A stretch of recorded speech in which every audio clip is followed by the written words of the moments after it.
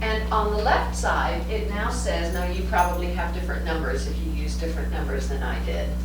But mine says that in order for me to get $75,000 profit with taxes and cost of sales and expenses, I need to generate $140,400 in gross commission income for the year.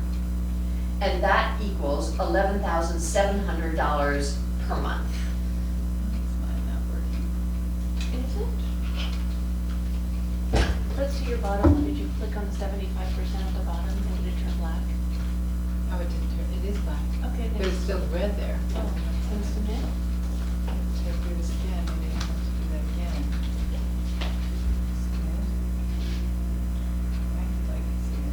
Something's wrong. Take the comma out. No commas. Oh, Mhm. and what about the point stays Yeah, above it that though? point stays. Wait, And comma above too. yep. Should change it. Okay. Yep. All right, there we go. Now Now it's hit all submit. black. Now it's all black. You did. Okay, they've been updated. Okay. Now you can scroll down and see what your numbers say, right? So this is daunting, and I go, okay, what does this mean? And then there are 4 tabs underneath here. So the closings, it says, well, to achieve your gross commission income goal, you will need 10 closings for the year. That's a little higher than I put in my thing earlier, right? So, okay. And literally, the system does not do a fraction of a closing, so it simply rounds up. It doesn't do fractions for any of this, so it'd be kind of funny in a minute. So it's saying, we basically need a closing a month. Did it come up with the 11,000 based on 64% of 2.75? You said it calculates that in? It bases it on the $35,000. No, it does not. No, it does not consider that your first 3 transactions are at 60%, not at 70. It does not know that. So how could you compensate for that? But it does calculate the 70%. That's correct. It calculates at Okay. 70, not at 60 for your first 3. It was on the previous, let's see, I guess it's up here, right? There's no place where you can put in your split because everybody's split is 70-30 except for people starting out. Yeah. And so, So it's just your first 3 transactions anyway that you would have to adjust for. So it's not a huge amount, actually. so we split everything anyway, so This is what I was. that's where we have to split ours. Oh, okay, yeah. So if we were, instead of putting in the 2.7, we would put in half of that for each of us because we're splitting. Oh, Yeah. And we Oh, also we could are change still. well, no, we're still going I would suggest you both have the same goal Okay. so that you can both see what's the total we need to achieve together. Okay, perfect. Right? Because that's how So we you're need to approaching double it. our profit for the year. So we need to do that. If you, right, if you want to, like, what does your team, I would put in information as a team as opposed to, what is my half and what's your half? That's not team thinking. Yeah. That's individual thinking. Yeah. So So think we like need a to team. double it though, but yeah. Whatever If we're your each goals expecting are. 75, we need to double that. Whatever your goals are. Yeah. Okay. We're gonna interview Dean before you leave, so. Notice I was trying to sneak through. No, That's it. I was like, no, we are doing our Ignite number Oh 12, my God.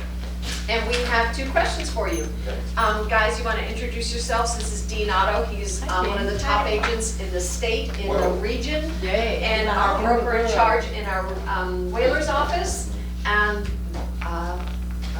does all luxury. How many listings have you got right now? So I have like 35 listings, And what's the And, value of those listings? and it's like 150 million. So I Thank got a you. lot of super high price properties, which is great. Yeah. It's kind of the good and the bad news is that the super high end is not necessarily flying out the door. So it's a lot of hard work. So it sounds really great to have expensive Yes. listings, but it's trying to find the magic formula of how to sell them because the market's been a little sluggish for the super high end. So, I love the fact that it's not, and it's a challenge, and we're searching for ways to do it differently. And, Although it just bumped.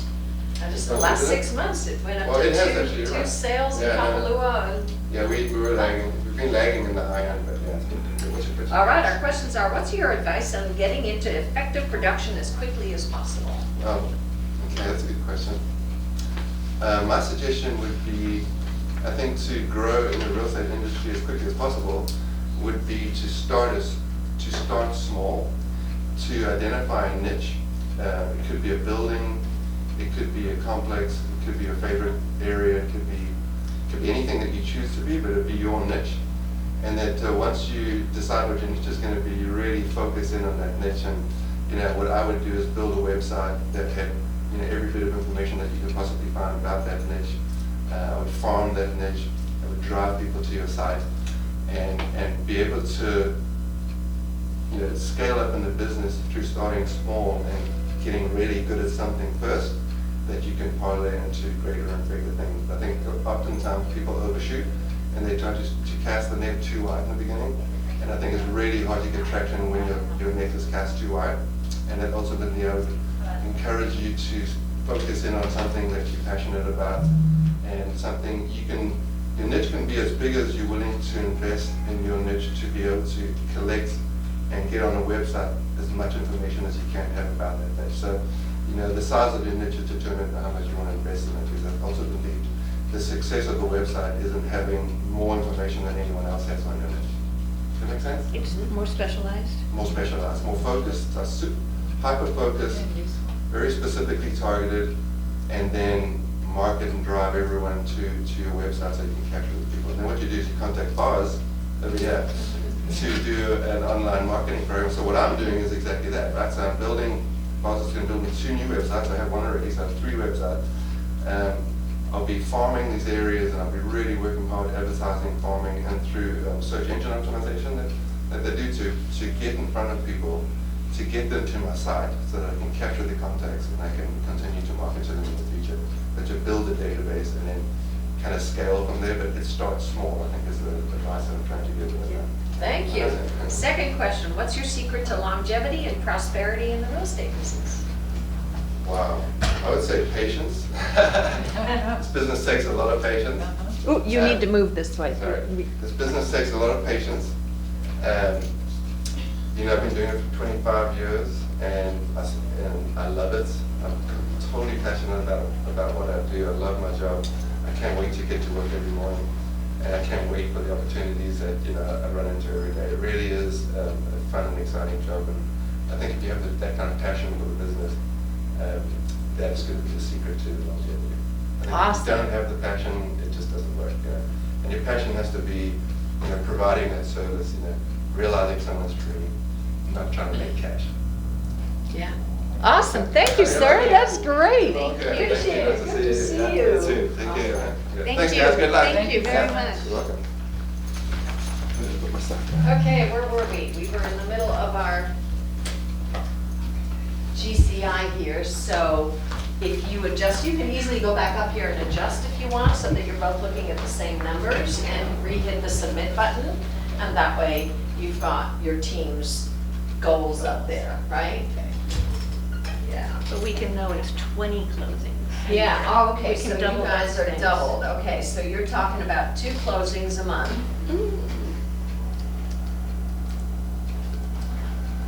Let me know when you've,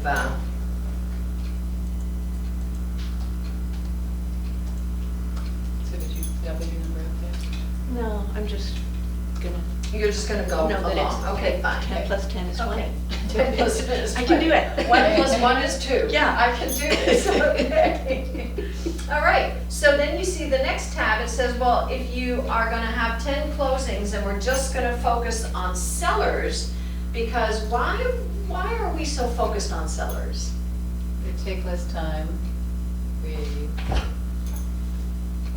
What else? Take a lot less time. We don't have to drive people around to look. And you can find, well, It's true, I've had listings, my favorite story is I had a listing just down the street from me, thank God it was just down the street. I showed it 67 times in a declining market, and they refused to bring the price down. And these were friends getting a divorce, so they couldn't agree on anything. So it was, so yes, often it's easier. When it's a vacant condo, it's a lot easier, I can tell you that. And not always. But here's the thing, a listing should bring you a buyer. A listing, right, allows you to, first of all, market the property, and do open houses. And meet other buyers. And meet other buyers, do ads on Facebook, get your name out there and capture. And what do people do? They react to those. They talk to listing agents as much as anybody, right? So that's the beauty of a listing. A listing should really bring you at least another referral for another listing, hopefully, and a buyer. That's why focusing on listings really helps. So, okay, so now we need to say, so how many listings do we need to take if we're focused on that? Well, half of our business is from listings, right? We're 50-50, focused between sellers and buyers. So in this instance, it says to achieve 5 closed listings this year, you need to take 6. Does that make sense, right? Right. So that's still 1 a month, so now we get to our, you need to at least take 1 listing, or for the 2 of you, take 2 listings a month, right? For these numbers to be correct. And then that means, well, how many listing appointments do I need? Well, in order to take 6 listings, you're gonna need to go on 8 listing appointments. So what is 8 divided by 12, or 16 divided by 12? It's really close to 1.5 a month. So how do you do a half a listing appointment? Well, So we're at 2 again, 2 listing appointments. imagine that, if you got yourself, so the beauty of this is, instead of this daunting number of $140,000 in GCI, that's not the issue. The issue is how many appointments have you gone on, right? Because if you go on appointments, you're gonna get contracts, right? Yeah. So focus, never mind all those big numbers, your focus is appointments. And that's the beauty of this exercise, is it just told you, if you schedule yourself 2 appointments a month, that's what we're talking about. Now, it'd be great if you got buyer appointments, seller appointments. In this market, you're just as likely to also get buyer appointments, right? That's okay, move on, get an appointment, get a buyer contract signed, right? Yeah, do what we have to do and what we can. Awesome. That's our GCI calculator. So, page 20 of our book takes us through this exercise manually, just so we kind of get what we're doing here. So if we say that the gross commission income that you want to earn is $150,000, and the average sales price is, what'd you say, 600? 550. 550. So what is the average commission on 550?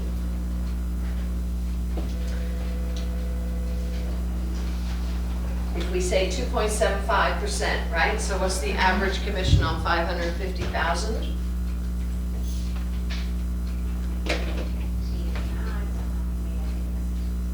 $550. 15,125. 15,125.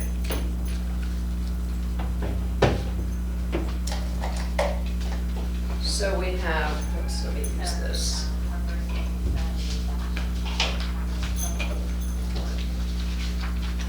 $15,001, oh, that's no good, the pen doesn't work. 15,125. And divide your gross commission income by the average commission. So if you have $280,000 in gross commission income you need? Is that correct? The 2 of you? Yeah, about that, 270. Okay, maybe 270, let's not overshoot too much. Divided by 15,125 equals 17.8. There's that 8, right? The system told us you needed 8 each, or here's 17.8. So those are the closed contracts that you need. And then it says in section E, assuming that half of your contracts will close, ooh, that's a very low ratio, right? Now, is that true for buyer contracts? Probably. Buyer contracts are far harder to, meaning a buyer-broker agreement. is far harder to turn into a closing at this point because we can't find inventory for people. So when we can't find people what they're looking for, we end up with buyers who we can't service, right? It's challenging. So this says, assuming that half of your contracts will close, let's just do that. So if 17.8, if we ended up saying 18 contracts, right? Around So- 35, 36. Yeah. Now we have to multiply it by 2 equals 36, and then we say, assuming that half of your agreements lead to contracts, you'll need twice as many agreements. A listing contract being an agreement and a buyer broker contract being an agreement, right? So that would mean 72. Assuming that half of your appointments lead to agreements, you'll need twice as many appointments. That's 144. You can tweak these numbers, but you can see if you just did the exercise this simply, it kind of takes you to the same place. If I need 144 appointments, how many is that? Divided by 12, that's 10. It's a lot more than our GCI calculator just told us, right?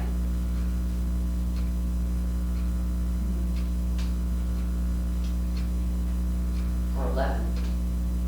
12. 12. 12 fingers doesn't, Marion. Hello.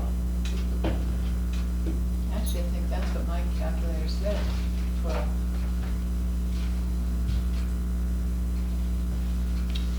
Each week. It said, mine said 13. But that's 13 total, not 13 a month.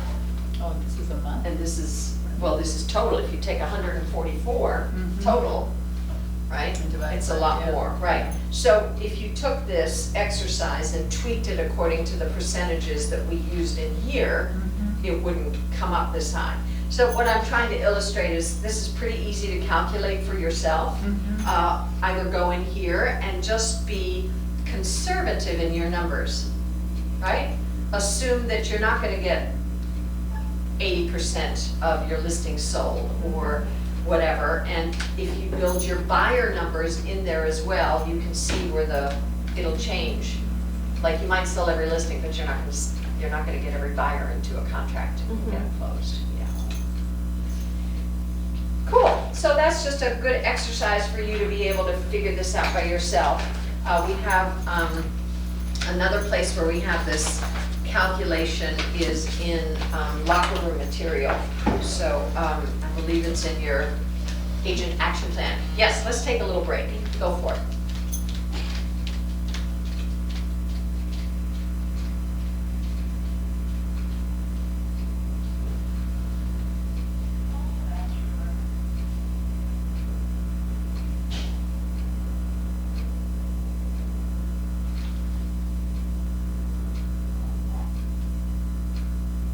Nicole and Marion. Yep. I added a color code for you guys for productivity coaching. Thank you. Thank you.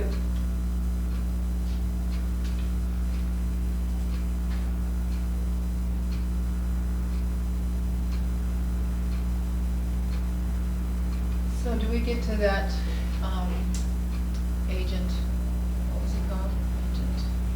You were just talking about, we're going to the agent what? Oh, the agent action plan, it's in your notebook. There's a copy of it in your notebook. It's also in core. So that's the locker room core, right? Okay, it's a TLRcore.com. whole different one, isn't it? It's a whole different, right. So, yeah, it's kind of, it's a lot. But the benefit of core is they provide us with this material resource library that always is there. And that's really valuable. Mary, did you ever find out about real estate in the name for a team? Because I was asking for Terry and Deborah. Oh, but we're taking a break. Let me go look it up. Let me go see what that says.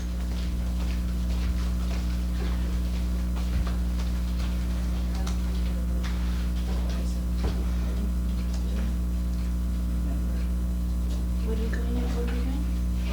Core, I can't remember what that was. Work with me today.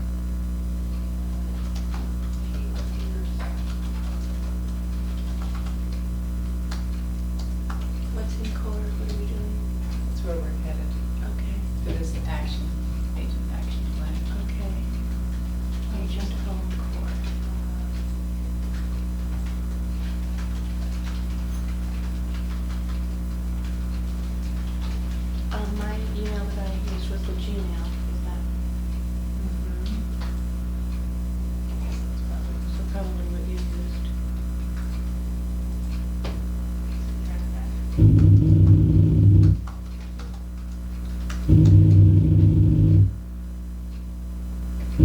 Oh, that's right, there it is.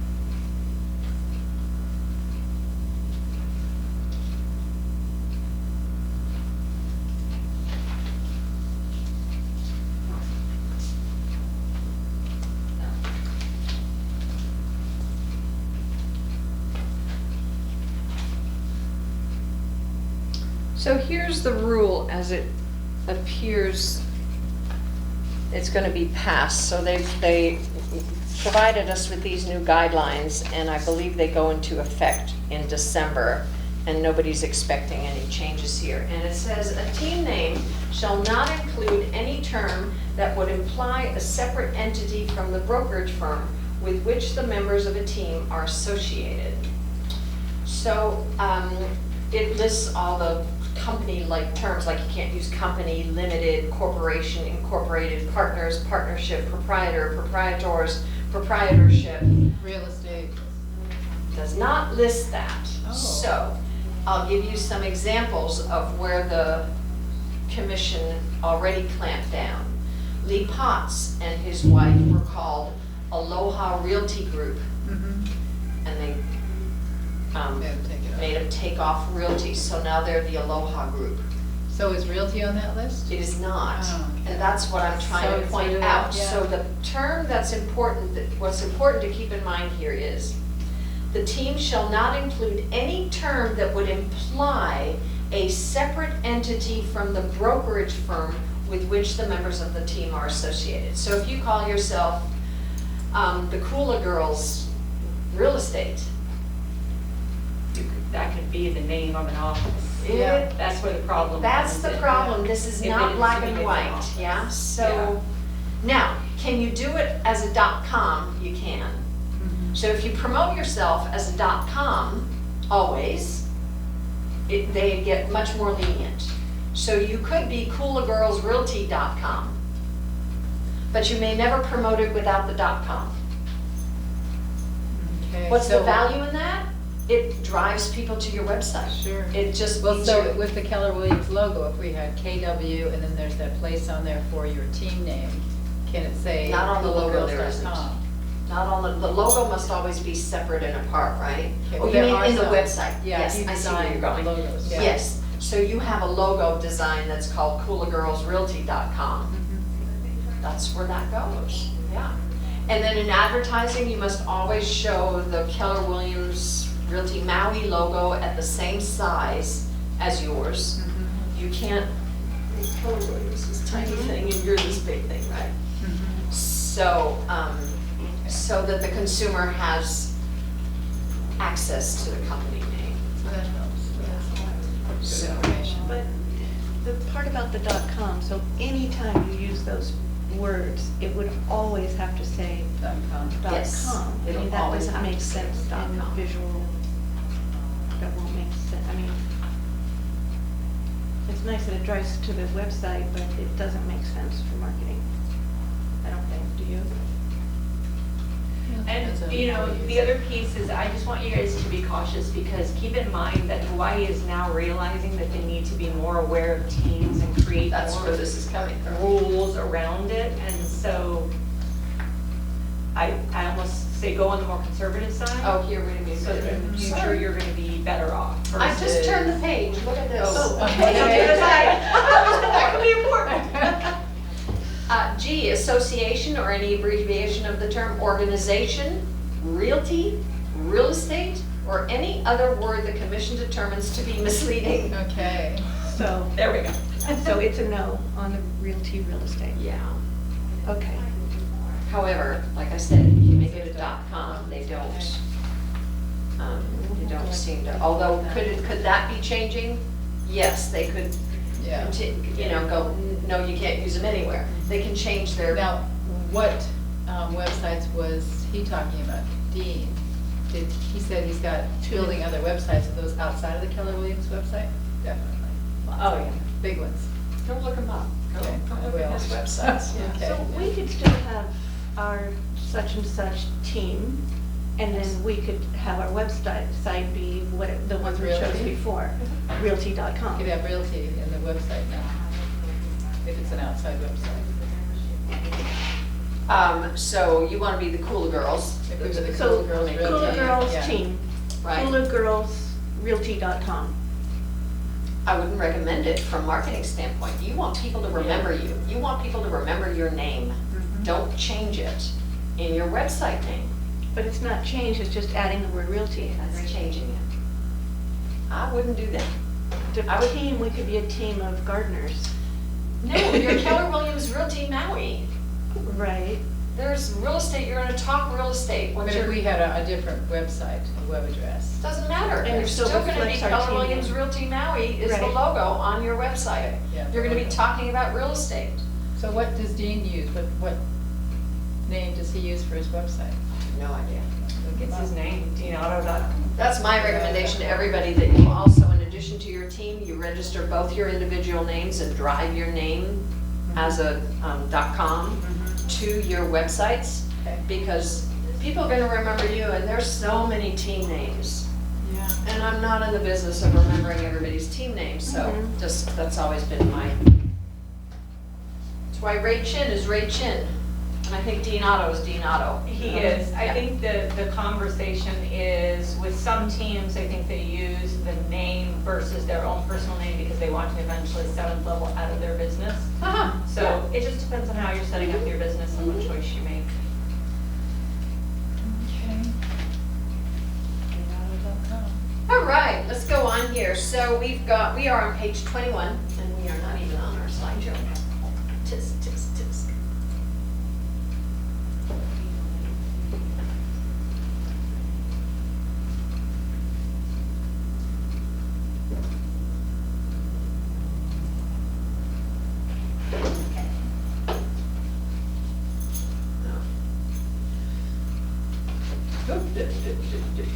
All right, so on page 21 is this lovely exercise, and I'd like us to take just a few minutes for you to write your answers to this. You know, what wins have you experienced in the last 4 weeks, and make it since you got your license? Opportunities for improvement have you encountered? What kinds of leads are you getting?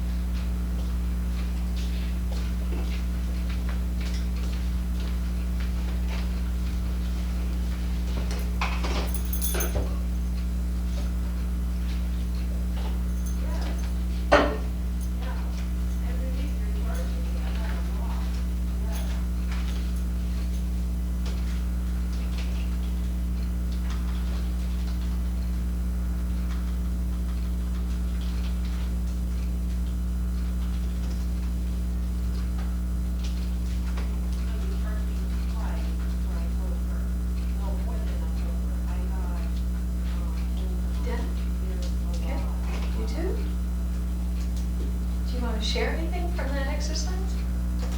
We successfully showed some properties, Ooh. studied some contract. We didn't get a closing yet, but we got through it, and they didn't think we were totally stupid, is what I mean by successfully. Awesome. And we studied contracts really closely and hopefully feel better about making an offer now, because we were worried she'd want to buy something and we would not make an offer, so we got on that, figured it out. And Terry? Well, I mean, it's just same thing, except I rated me, I will speak for myself as a 2. Oh, I rated me as a 2 also. Oh, you did? Okay, good. So we're on the same page there. We went 2 hours early, we went to these 4 condos, figured out where they were, where to park, what our route was. We did a lot of pre-work. I was proud of us for doing that and happy to be doing it with someone. We're not familiar with Kihei condos for the most part. And she thanked us for being so thorough at the end of the day. She sent us an email and said, you guys were amazing, you were so thorough and helpful, and she didn't tell us we were lame on any levels. We didn't say that we were new. Yeah. We decided not to do that. And we left her and celebrated at lunch because we were starving, and then we went straight back and researched all the questions that she had that we didn't know how to answer, and sent her an email saying, I don't think we were really clear about this. Because What there we were meant a few was. stumbles. Yeah, there were a few stumbles Yeah, with so that. we went back through that and made her feel better that she had all her answers. And it prompted us to know more about the taxing or whatever that was that we stumbled